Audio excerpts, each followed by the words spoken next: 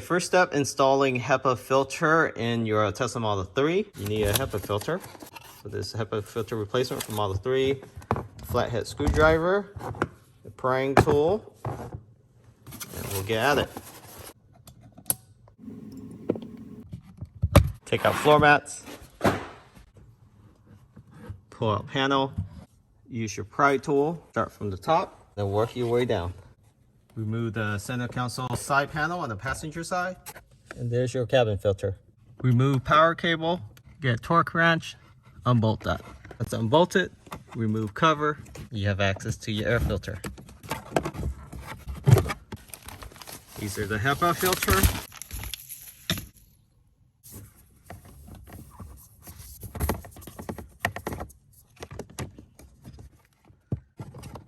Put the nuts back and retorque it.